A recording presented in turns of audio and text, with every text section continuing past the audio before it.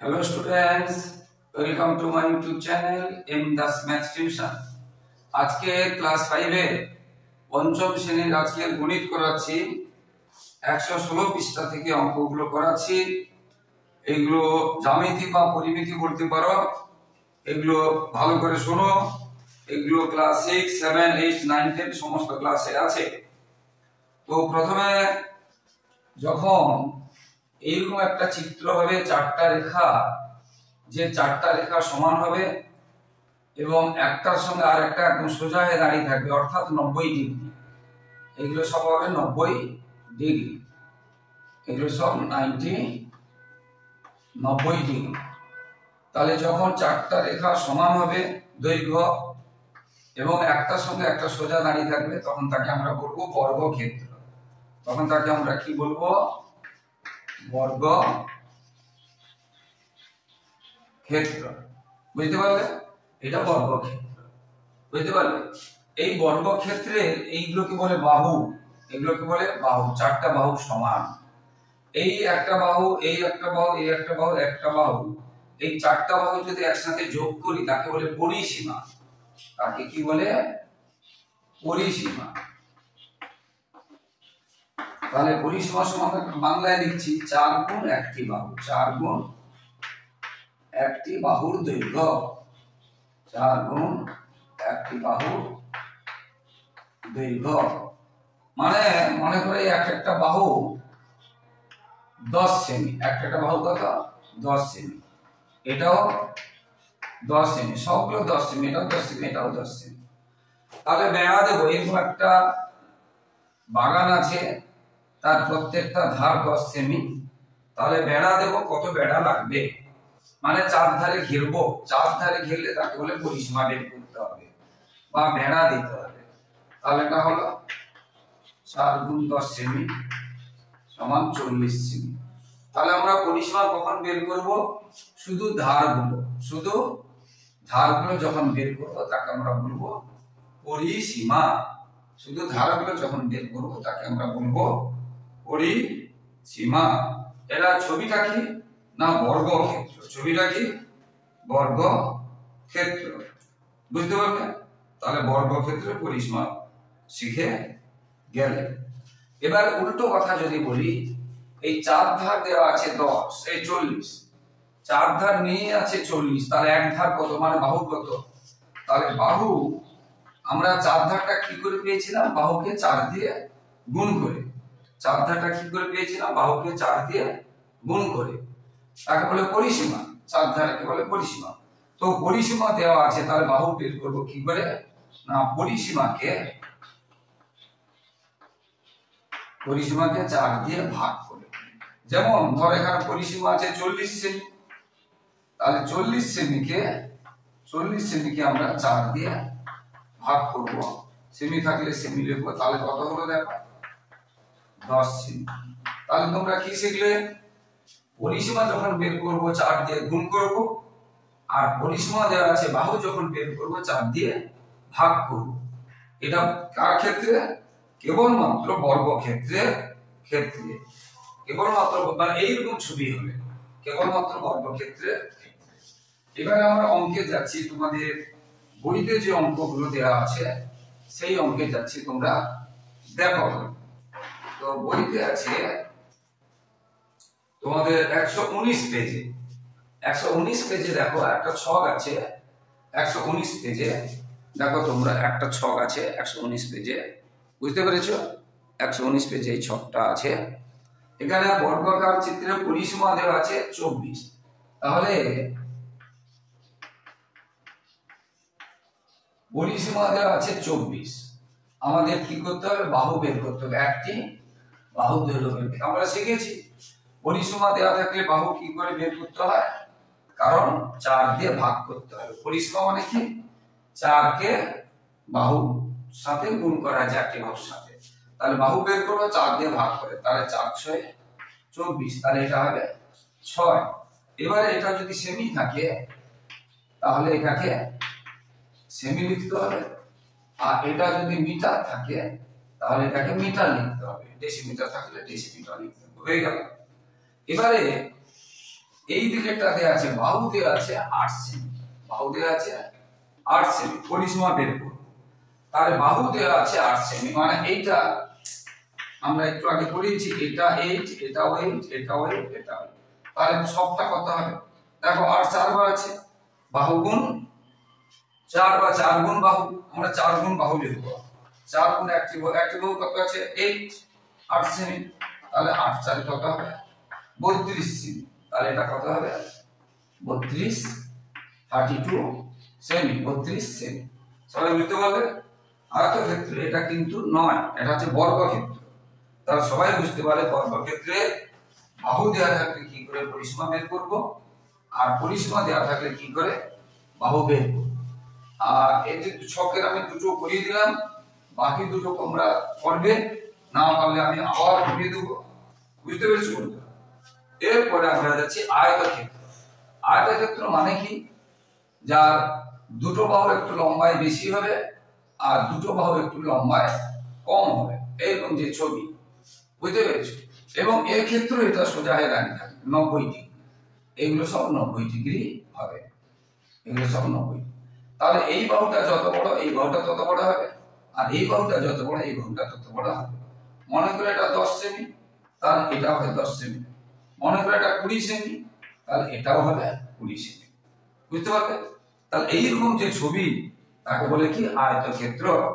বিপরীত বাহুগুলো দৈর্ঘ্য সমান, বিপরীত বাহুগুলো দৈর্ঘ্য সমান আর কোণগুলো সমকোণ। তাহলে আয়তক্ষেত্র কাকে বলে? যে চতুর্ভুজে, চতুর্ভুজ মানে কি? চারটা বাহু, ভুজ মানে বাহু। দেখো 1 2 3 4, 1 2 3 4, চারটা বাহু দিয়ে তৈরি, চারটা বাহু দ্বারা সীমাবদ্ধ সমতলিক চিত্রকে আমরা বলবো কি? চতুর্ভুজ। আর যে চতুর্ভুজের বিপরীত বাহুগুলো সমান এবং কোণগুলো সমকোণ তাকে আমরা বলবো আয়তক্ষেত্র। এবার আয়তক্ষেত্রে চারটা ধার কি করে বের করব? দেখো এটা 20 হলে এটা 20 হচ্ছে, এটা 10 হলে এটা 10 হচ্ছে, তার মানে এটা দুবার আছে, এটা দুবার আছে। এই বড় যেটা লম্বা তাকে বলে দৈর্ঘ্য, তাকে কি বলে? দৈর্ঘ্য, তাকে বলে দৈর্ঘ্য। আর যেটা ছোট, এই লম্বা কম, তাকে বলে প্রস্থ, তাকে কি বলে? প্রস্থ। তাহলে দুবার দৈর্ঘ্য আছে, দুবার প্রস্থ আছে। আয়তক্ষেত্রের পরিসীমা বের করব, দুবার দৈর্ঘ্য আর দুবার প্রস্থ। তাহলে তোমরা কি শিখলে? এটা আয়তক্ষেত্র মানে কি? এই যে ছবিটা, আয়তক্ষেত্রের পরিসীমা, আয়তক্ষেত্রের পরিসীমা। তাহলে তোমরা কি শিখলে?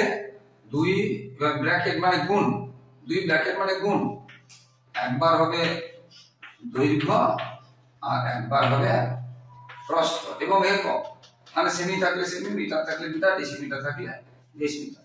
তাহলে আয়তক্ষেত্রের চার ধার মানে চার ধারে মোট কত হবে তাকে বলে পরিসীমা। এটা 20, এটা 10, এটা 20, এটা 10।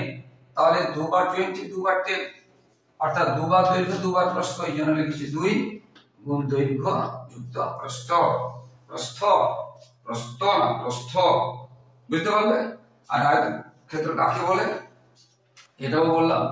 এবারে আমরা যাচ্ছি অঙ্ক যেটা আছে, এটা 120 পেজে। দেখো প্রথম যে ছকটা আছে 120 পেজের ছকটা, একটা আয়তক্ষেত্র দেয়া আছে তোমাদের। দেখো 120 পেজের যে ছকটা আছে, দেখো একটা আয়তক্ষেত্র দেয়া আছে, দৈর্ঘ্য 30 আর প্রস্থ 20। তাহলে এটা আছে 20 আর এটা আছে 30, এটা আছে 30, এবং 20 আর 30 কি? 20 30 মিটার। এককটা লিখতে হবে, কারণ অনেক সময় সেন্টিমিটার থাকে, আবার অনেক সময় মিটার থাকে। বুঝতে পারছি? যেটা কম দৈর্ঘ্য তাকে বলবো প্রস্থ, যেটা বেশি দৈর্ঘ্য তাকে বলবো, যেটা লম্বা বেশি তাকে বলবো দৈর্ঘ্য। তো সেক্ষেত্রে তাহলে আমরা আয়তক্ষেত্রের পরিসীমা বের করার সূত্র কি শিখেছি? 2 গুণ ব্র্যাকেটের মধ্যে দৈর্ঘ্য আর প্রস্থ যোগ করতে হবে। দৈর্ঘ্য ছিল 30, প্রস্থ ছিল 20, এবং এককটা কি ছিল? মিটার। মিটার লিখবে, মি না লিখে মিটার লিখবে, পুরোটাই লিখবে। আমি সংক্ষেপে লিখছি কিন্তু মিটার লিখবে।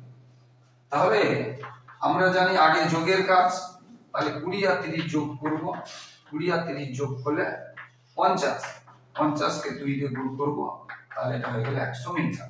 মানে পরিসীমা মানে বেড়া। একটা আয়তক্ষেত্রের দৈর্ঘ্য যদি 30 হয়, প্রস্থ যদি 20 হয়, তাহলে কত বেড়া লাগবে মানে চার ধার বের করব, তাকে বলবো পরিসীমা। তাকে বলবো পরিসীমা। বুঝতে পারলে? তাকে বলবো পরিসীমা। এরপরে এটা কঠিন আছে একটু এবং পরীক্ষায় আসবে। যেটা পড়াচ্ছি 122 পেজে, 122 পেজে এবারে করাচ্ছি মন দিয়ে দেখো বন্ধুরা। এবং যারা আমার ইউটিউব চ্যানেলটি দেখছো, প্রিয় ছাত্রছাত্রী এবং যে সকল বন্ধুরা দেখছো, সকলকে ধন্যবাদ। তোমরা কিন্তু চ্যানেলটি যদি ভালো লাগে তোমরা সাবস্ক্রাইব করে একটু সাপোর্ট করো বন্ধুরা। তোমাদের জন্য লাগাতার পরিশ্রম করছি, তাই তোমাদের কাছ থেকে শুধু এইটুকু সহযোগিতা আশা করছি যে তোমরা সাবস্ক্রাইব করে এবং শেয়ার করে আমার চ্যানেলটিকে সাপোর্ট করবে এবং ভালোবাসা দেবে। তো বন্ধুরা, এবং তোমাদের প্রথম, দ্বিতীয় এবং তৃতীয় ইউনিটে সমস্ত ক্লাসে, প্রথম, দ্বিতীয় এবং তৃতীয় ইউনিটের সমস্ত ক্লাসে কিন্তু সাজেশন দেওয়া হয়, প্রশ্ন উত্তর দেওয়া হয় এবং ভালো ভালো স্কুলের প্রশ্ন উত্তর সহ করে দেওয়া হয়। তাই তোমরা কিন্তু ফলো করবে বন্ধুরা। এরপরে যেটা বলছি, আমরা যদি পরিসীমা দেওয়া থাকে, আমরা আয়তক্ষেত্রে মানে যার দুধার লম্বা আর দুধার কম লম্বা, আয়তক্ষেত্রে চার ধার দেওয়া আছে, পরিসীমা মানে চার ধার দেওয়া আছে। প্রথম অঙ্কটাতে 100 মানে এই পুরোটা নিয়ে কত আছে 100 মিটার। এই পুরোটা নিয়ে কত আছে 100 মিটার। এই পুরো এবারে একটা ধার দেওয়া আছে, প্রস্থ মানে কমটা দেওয়া আছে, এটা দেওয়া আছে 20, এটা দেওয়া আছে 20। তাহলে চার ধার দেওয়া আছে 100 মিটার এবং প্রস্থ মানে যেটা কম লম্বা, এটা আছে 20, এটা আছে 20, তাহলে এইটা বের করতে হবে।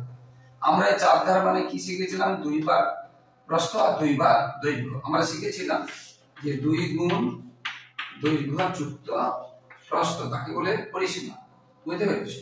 এটা দেওয়া আছে 100। তাহলে আমাদের দৈর্ঘ্যটা কি করে বের করব? তাহলে দেখো, লক্ষ্য করে, এইটা মানে কি দুবার দৈর্ঘ্য আছে, দুবার প্রস্থ আছে, দুবার দৈর্ঘ্য আছে, দুবার প্রস্থ আছে। তাহলে পরিসীমা কত আছে? 100 মিটার। পরিসীমা কত আছে? 100 মিটার। এবার পরিসীমা মানে আমরা কি শিখেছি? 2 বার দৈর্ঘ্য আর 2 বার প্রস্থ। পরিসীমা মানে কি? 2 বার দৈর্ঘ্য, 2 বার প্রস্থ। তাহলে আমরা লিখব 2 গুণ দৈর্ঘ্য আর প্রস্থ সমান 100 মিটার। 100 মিটার। তাহলে 2 বার দৈর্ঘ্য, 2 বার প্রস্থ যদি 100 মিটার হয়, একবার দৈর্ঘ্য আর একবার প্রস্থ কত হবে? না, 100 কে 2 দিয়ে ভাগ করতে হবে। তাহলে কত হবে? 50 মিটার। তাহলে কত হবে? তাহলে তোমরা কি করলে? এটা চার ধার মানে কি 2 বার দৈর্ঘ্য, 2 বার প্রস্থ শিখিয়েছি। 2 বার দৈর্ঘ্য, 2 বার প্রস্থ শিখিয়েছি। বুঝতে পেরেছো? তাহলে একবার দৈর্ঘ্য, একবার প্রস্থ কি হবে? 2 বার দৈর্ঘ্য, 2 বার প্রস্থ যদি 100 হয়, 2 বার দৈর্ঘ্য, 2 বার প্রস্থ যদি 100 হয়, তাহলে একবার দৈর্ঘ্য, একবার প্রস্থ কি হবে? কমে যাবে, 2 দিয়ে ভাগ করতে হবে। তাহলে 50 মিটার। একবার দৈর্ঘ্য, একবার প্রস্থ কত হলো? 50 মিটার। তার মানে এর মধ্যে কি আছে? দৈর্ঘ্য আছে, প্রস্থ আছে। প্রস্থ কত? 20 মিটার। তাহলে 20 যদি বাদ দিয়ে দিই 50 থেকে, 20 বাদ দিয়ে দিলে, প্রস্থ বাদ দিলে কি পড়ে থাকবে? দৈর্ঘ্য। একবার দৈর্ঘ্য, একবার প্রস্থ আছে, একবার দৈর্ঘ্য, একবার প্রস্থ আছে। প্রস্থ কত বইতে দেওয়া আছে? 20। তাহলে 20 যদি বাদ দিয়ে দিই, কি পড়ে থাকবে? দৈর্ঘ্য পড়ে থাকবে। অতএব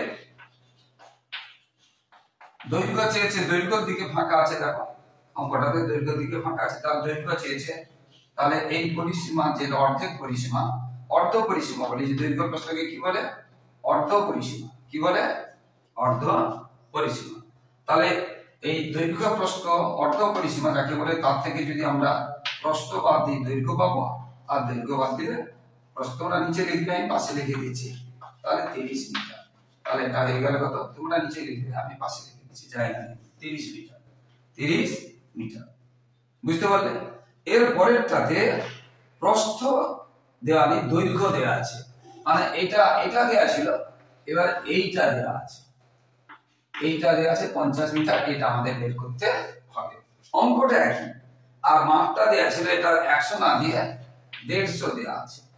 এর পরের অঙ্কটাতে কি আছে, আগেরটাতে এখানে দেওয়া আছে প্রস্থ দেওয়া ছিল, এবার দৈর্ঘ্যটা দেওয়া আছে, আর এটা 100 ছিল, এবার এখন কি আছে 150। পদ্ধতি একই, পরিসীমা 150, মানে চার ধার 150, চার ধার 150। চার ধারের সূত্র আমরা কি শিখেছি, বুঝতে পেরেছো? চার ধারের সূত্র কি শিখেছি, দুই। আর তোমরা যদি এই দুটো লাইন বাদও দাও তাও চলবে, এখান থেকে শুরু করলেও চলবে, কিন্তু এটা দিতে পারলে ভালো। কেউ যদি দুটো না করে ডাইরেক্ট এখান থেকে করো, যাদের একটু কম বুদ্ধি আছে তারা এখান থেকে করতেও পারো। তাহলে একদম দুবার দৈর্ঘ্য দুবার প্রস্থ নিয়ে আমরা কত পেয়েছি 150। তাহলে একবার দৈর্ঘ্য আর একবার প্রস্থ নিয়ে কত পাবো, 150 কে 2 দিয়ে ভাগ করব, তাহলে এটা হবে কত 75। তাহলে এটা কত হবে 75। এটা যদি 75 হয়ে যায়, এবারে তাহলে এক ধার দৈর্ঘ্য আর এক ধার প্রস্থ নিয়ে কত 75। এইটা এটা নিয়ে এটা নিয়ে কত হয়েছিল 150। তাহলে শুধু এটা নিয়ে বা শুধু এটা নিয়ে দুটো নিয়ে, একটা লম্বা একটা চওড়া নিয়ে কত হবে 75, কারণ আমরা 2 দিয়ে ভাগ করেছি 75, 75। এইটা যদি 75 হয় তাহলে এটা কত হবে, এই 75 এর মধ্যে কি আছে, এটা আছে এবং এটা আছে, মানে দৈর্ঘ্য আছে এবং প্রস্থ আছে। তার মধ্যে দৈর্ঘ্যটা দেওয়া আছে না প্রস্থটা দেওয়া আছে, এই অঙ্কে দৈর্ঘ্য দেওয়া আছে, আগেরটা প্রস্থ ছিল, এটা দৈর্ঘ্য দেওয়া আছে, তাহলে দৈর্ঘ্যটা বাদ দিয়ে দেব।